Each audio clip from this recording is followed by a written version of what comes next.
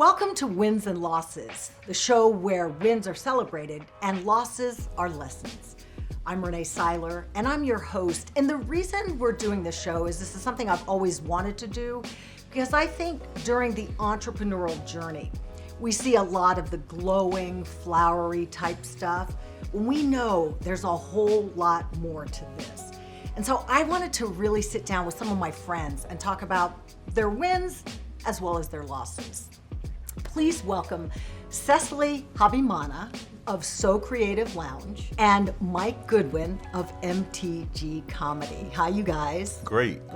I'm glad to have this opportunity to sit and chat with you. What did you think about that when I said wins and losses, and that the wins are celebrated, but the losses are lessons? What do you think about that, Cecily? We in this community, we always talk about our wins. And then for the losses, I feel like it's always like swept under the rug a little bit. And but we have a lot of losses inside of business. It's kind of like a natural progression of mountains and the valleys and that sort of thing. So I think it's something that needs to be talked about. Mm-hmm.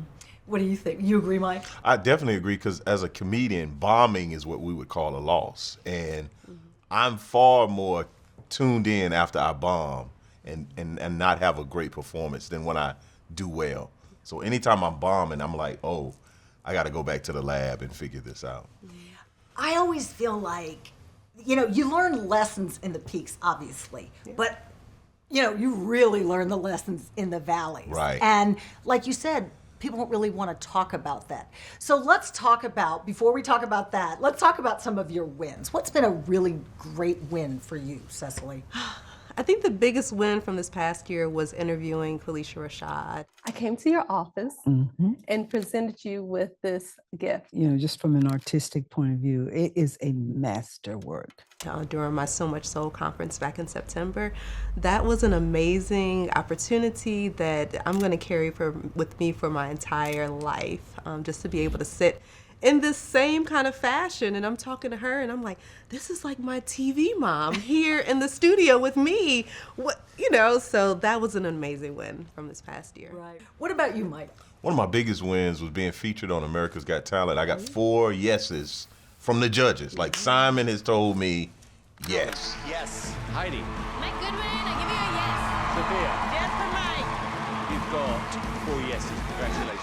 Yes. So that's huge, but more specifically, I just launched my Big Dad Energy tour, where I'm traveling all over the country doing my stand-up. I love it. So Cecily, tell me about So Creative Lounge, how you started it and why. Yes, so we're the culture keepers of sewing and quilting with the mission of teaching the world to sew one stitch at a time. We opened up our studio in 2017 with in-person classes. We didn't turn to virtual until the pandemic happened. But children's classes, adult classes, and then eventually we went into having an online store and that sort of thing. And Mike, tell me about, Yeah, I'm a refreshingly funny comedian and keynote speaker and content delivery coach.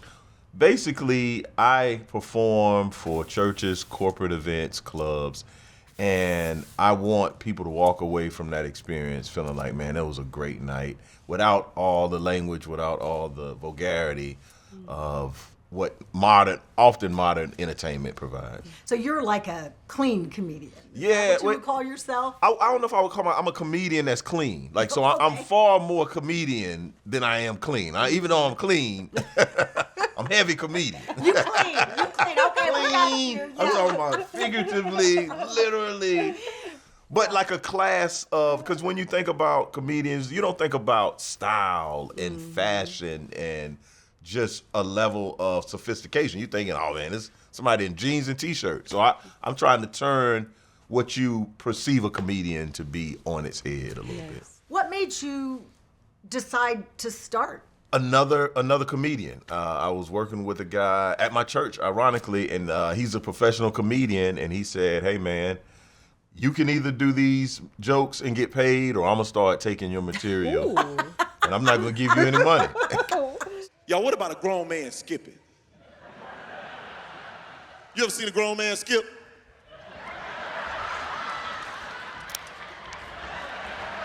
That ain't wrong. It just ain't right. So I was like, I guess I'll get up on stage. And that's how I got started. Wow. What about you, Cecily? What was the origin story? Yeah, so I actually started off as a clothing designer first, and I started teaching classes as a way to promote my clothing line because a friend of mine had a boutique next door to a place where I was teaching classes, and so we were trying to drive traffic to the boutique to buy my clothes, but eventually people started knowing me as the sewing lady. And I was kind of offended because I was like, no, I am the fashion designer. I'm not the sewing lady, But then it became a thing. And so we started teaching these classes and people they all sold out. And eventually we found our own space in 2017 and opened up the So Creative Lounge.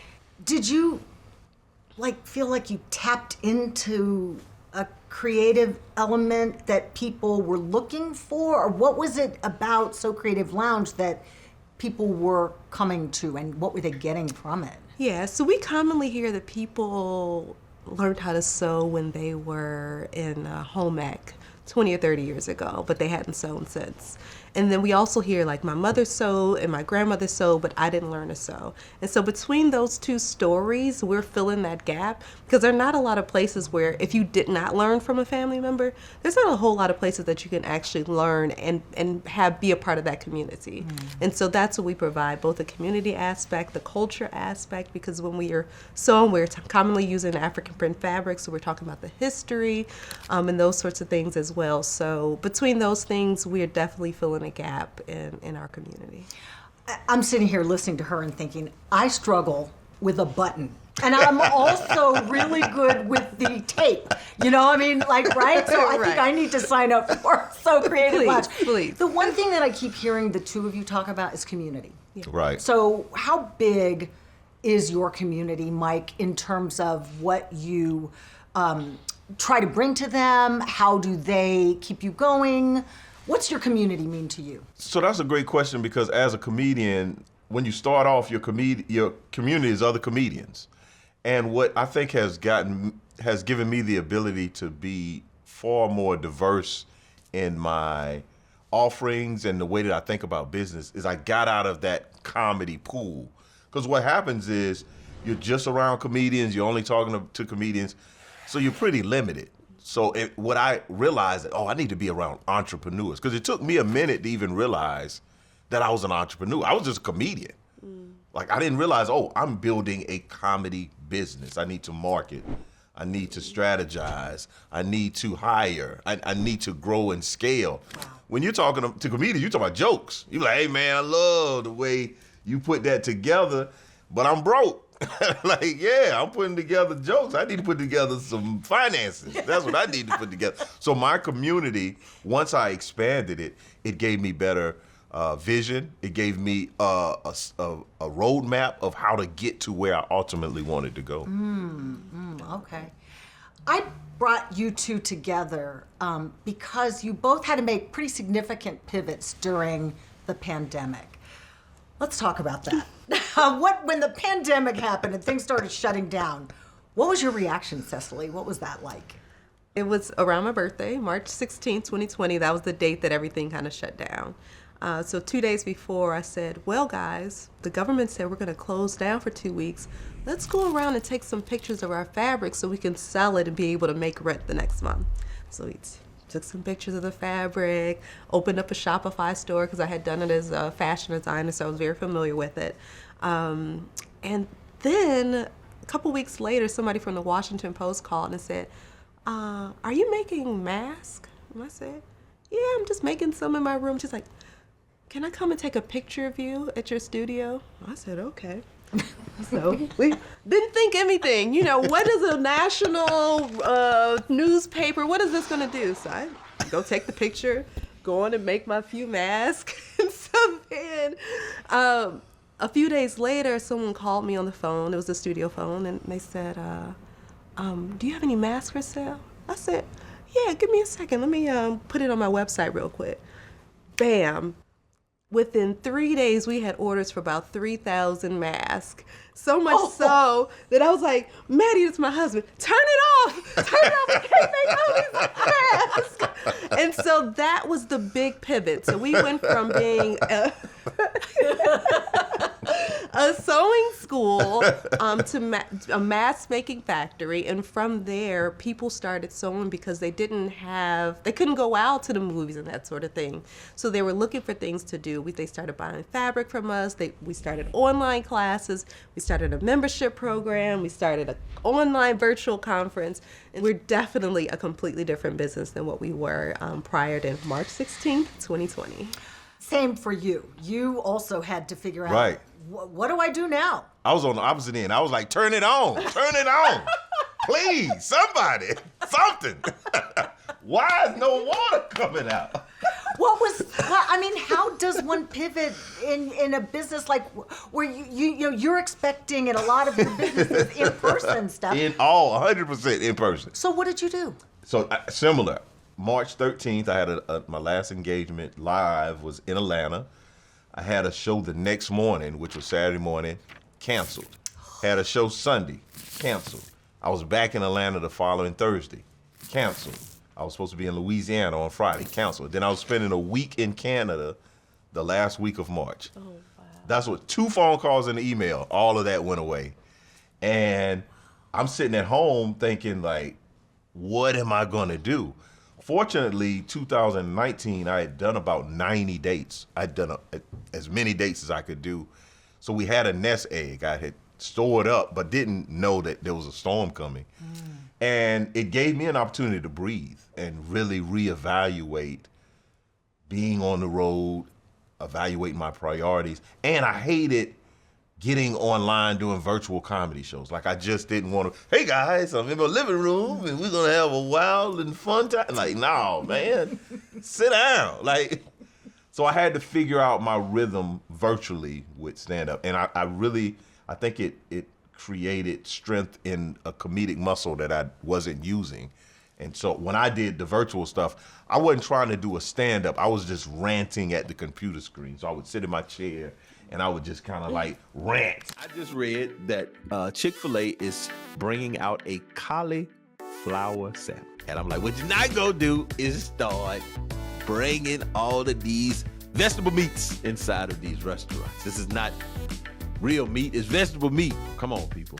And it was hilarious. People would, type in comments. And I realized the muscle memory from performing live, I didn't need to hear laughter on the screen because I knew intuitively that, this is when somebody's laughing. That's probably 3 seconds. That's enough time. So I felt comfortable once I leaned into the virtual world. Let's talk a little bit about the losses. Yeah. What do you think was your biggest loss since you've been doing this, Cecily? We've basically, since the pandemic, or actually the year before, we've doubled our income almost every year. And I think last year we moved into a bigger facility, double the size warehouse space, because we were on the second floor of a building with no elevator and chugging up fabric and sewing machines and that sort of thing. Last year we moved into a new space. We raised money for it, but it was still, and disappointing to me, a loss for us last year. And so part of that was just an increase in rent. Part of that was increase in Facebook ads. And so now this year we're looking like, how can we go back to the well and figure out, what did we develop before that we can bring back, so we're not always having to develop new products every single time, and we can kind of squeeze more income out of those things. And so I was disappointed last year. I was disappointed even though we had some amazing wins, that at the end of the day, that bottom line was just like, it just didn't happen for us. What powers you through that when you do have ups and downs in your business? Yeah. It's knowing that that's what happens. It's knowing that, a business is not going to always be extremely positive all the time, that there are going to be sometimes where things, even from day to day, some days I may make thousands of dollars, and the next day I look at my Shopify account, I'm like, dang, we made $300. Like, I'm about to go out of jail. I'm about to go out of business, you know? That's in my thought pattern. But I'm like, no, Cecily, it's Monday. You know, nobody's shopping today. Wait till Thursday or Friday. You'll be good. And so it's that emotional part that I had to kind of tap into to say, and I'm a Pisces, so the emotional part is very, very real at the same time. But, you know, I just had to bring it down just to realize that it's going to be okay. Yeah, the ebbs and flows of business are a little bit crazy. And what was it like for you as every time you log into your email, you're seeing cancel, cancel. I think by that point I was prepared because I had been in business a while. And I think my biggest loss is connected to my win. So I said America's Got Talent. But that was about year 13 of me doing stand-up. If you rolled back, I have recorded a number of projects that never seen the light of day. I mean, I've been flown places, I've recorded, and I've been telling people about it. When's your show? When's your thing coming out? And it never came out. And that happened time and time. Until at one point I thought I was cursed. I was like, if I record it, it's not gonna make it. Like, it's not gonna come out. And I'm talking, I flew to Oakland one time. They were trying to do something for like a black entertainment television, was doing a gospel comic view. I recorded that, never aired. And so just the consistency of, well, at some point, one of these things are gonna happen. And when one of them happened, it was probably the biggest opportunity I ever had in my career. Was that the America's Got Talent? Yeah. Yeah, wow. When you were starting out 13 years ago, or when you first started out and you saw a show like this and you saw a couple of entrepreneurs, what would you want to hear from them that would keep you going? First, I would tell a young creative, a young comedian, focus on selling tickets. For whatever reason, you think that somebody else is going to shepherd your career. You think, oh, I'm going to get started. This big comedian is going to see me. He's going to take me on the road. No, he's not. They're not. And maybe they will, but it's not going to be for your entire career. And it's not going to catapult you like you think it will. Focus on building your brand. Focus on cultivating your community. And focus on selling tickets. Like, be the type of performer that someone would get a babysitter. Someone would say, hey, we got to put this on our schedule, and we're going to commit to go and seeing this person versus standing on the sidewalk. Hey, you want to see a free comedy show? No, that's not selling tickets, man. So I implore you to focus on being a sustaining business that can sell tickets. And don't you think part of that is that technology? We're seeing the shift in that. 100%. Yeah. Because there's no middleman. Like, you can get right to your consumer. Yeah. Like, create the type of content that they want, and they will come and purchase a ticket. I love it. What about you, Cecily? If you saw somebody who looked like you, who was just getting started, and they're like, what do I do? What would you have wanted to hear? I would just want to know the truth. All of the things up under the hood. Tell me everything, so that I could better prepare myself for what was coming. That's generally what I would want to see. Just like what we're doing, the wins and losses. Like, don't just focus on the wins. Like, I wanted the losses, because even for me, when we do go through losses or challenges, that's when some amazing things happens. And I just want to give you one example. Facebook cut off our ads one day, right? And I went to, all of a sudden, and we get a lot of our traffic from Facebook ads. And so I went back to the team and said, I don't know what we're about to do, y'all, but our ad account is locked.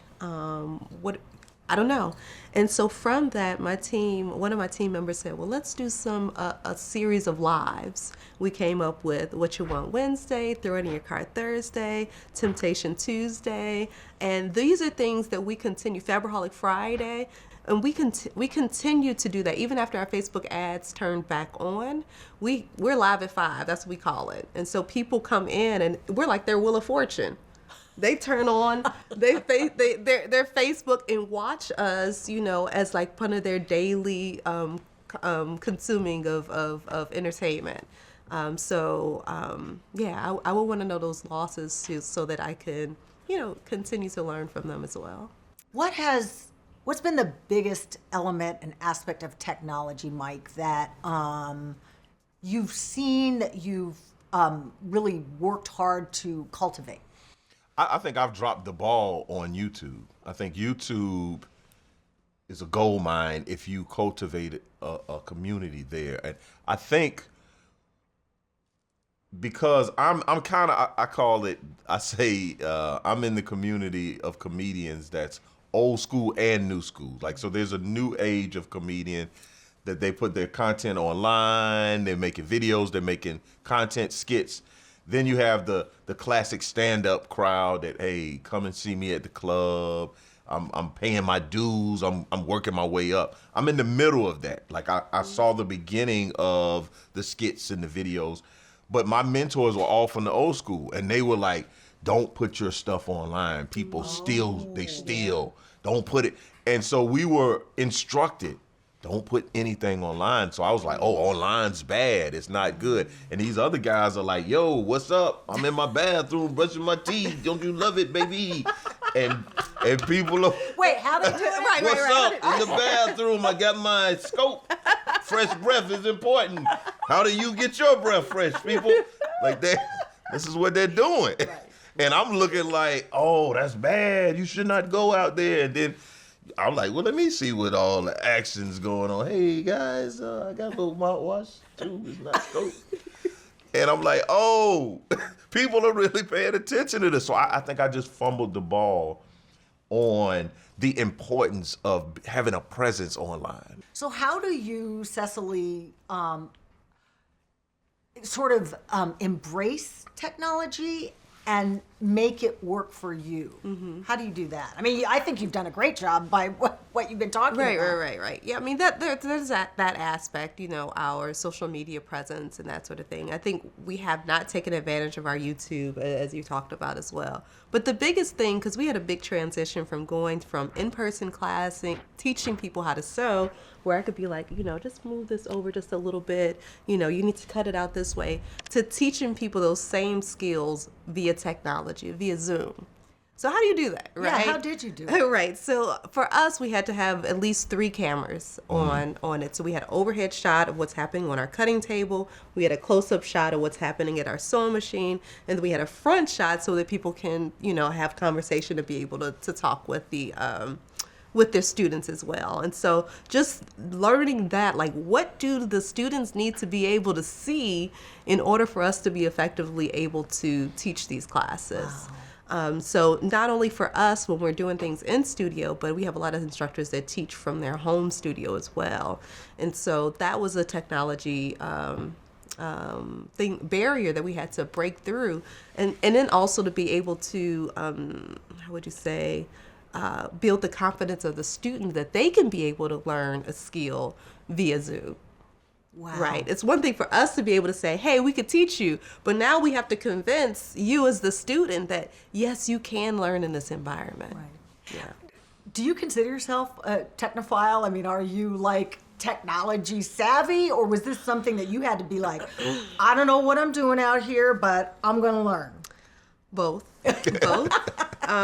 Luckily, my husband learned a lot along the way as well. And so as I was learning and teaching with my instructors how to do it in front of the camera, my husband had to learn all of the stuff behind the scenes, like how to do all the live stream and the e-cam this and I'm not even going to try to learn tell you all the things that he has to do in order to make these things happen. But when we're on and we're doing these virtual conferences, he's the main one behind the scenes doing all of the camera switching and all the other stuff with the boards. Whatever. You can tell technology, so she's a little like, but she's like, he's the one who's doing the, whatever it is he's doing over there. Right. What about you, Mike? Do you consider yourself, like, are you technology averse, or are you an early adopter, or? Yeah, I think I was very resistant, and because I didn't understand the power of technology, and that the phone is now the new television, and you can get right to the person. So now I'm open. Like now I'm like, hey, what's out here? What are we doing? AI? All right, give it to me. Let's get some of that. Let's get some of that AI over there. Oh, what's that? TikTok? I'm not dancing, but let's get over there. Let me see what they got going on. I'm over there. Like, I might not be proficient, but I'm over there seeing what's happening. Yeah. Back in the day, I used to be like, I'm not going over there. That's not for me. Right. Yeah. What's your favorite platform? I like to, I spend a lot of time on Instagram, but I should not. Like, Instagram is the place where I'm not getting the most success, but I enjoy the time I spend over there. Facebook, it's going down. Like, they love me, I love them, but I'm over there looking at Instagram. Like, why can't y'all be more like Facebook, man? And but what I do enjoy, I want to smoke, right? So the comments. If you come in my comments acting up, I'm gonna come talk to you. I'm gonna come see about you. And my wife's like, leading people up. No, I didn't start it. You come over here. You're gonna get what you want. Like, you're not gonna put these comments. None, won't be none. Hey, don't start none, won't be none. I'm cut from a different fabric. So don't let the bow tie and the glasses and the jackets fool you. I want the smoke. So I really do enjoy going the little verbal altercations online with the people that's living in their basement on my comments. In their mama house. You might be right. Yes, right. Cecily, what were you going to say? Mine is Facebook, and that's because of the audience I serve. So our audience are older Black women, and that's where they are. They are on Facebook. We do Instagram. You know, I try to put a few TikTok videos out there because I do like to dance. Yeah. I do like to dance. Do you have like a mantra that when you open your Shopify and you're $300 in sales, you said, oh, Cecily, it's just Monday. But it takes time to kind of get there, doesn't it? Like, to really understand the ebb and flow of business. So what do you tell yourself? Cut it out? Knock it off? I do have this great thing. My wife, she texts me before I go up. She says, have fun and bless the people. Because there was a time when I was so focused on Mike Goodwin. I wasn't focused on the audience. I was just up there peacocking. Look at me, I'm so cool. And I was bombing. I'm talking about, it was bad. Oh, it was awful. I wasn't having a good time. The audience wasn't having a good time. But then when I reversed it and said, okay, I'm talking to people. I wasn't even looking at people in their face. I was looking over their heads. And so that's a constant reminder. Before I go on stage, she sends me a text and it says, have fun and bless the people. So like, if I'm having a good time and they're having a good time, it's gonna be a great night. I mean, having some good routines, I like to go for walks, I like to work out. So if I fall off on like my health related things that I do to kind of keep me going, it all just kind of blows up. That's a good point. And so for me and for Mike as well, we're both creatives, right? And so you can't rush creativity. It just doesn't happen. You can't go in and be like, I gotta write this big piece right now. It's gotta happen right now. You're like, I have to design this new piece. Like, it does not work. So you have to have that space to breathe mentally, physically, and all that in order for that thing to come down into you. So I 100% agree with that, because there's nothing worse than like staring at a cursor that's just blinking at you. Right? Like, oh my God, what do I do now? Guys, real quick, tell me about TSP and being a part of this community, and what has that done for you? Cecily, you can start.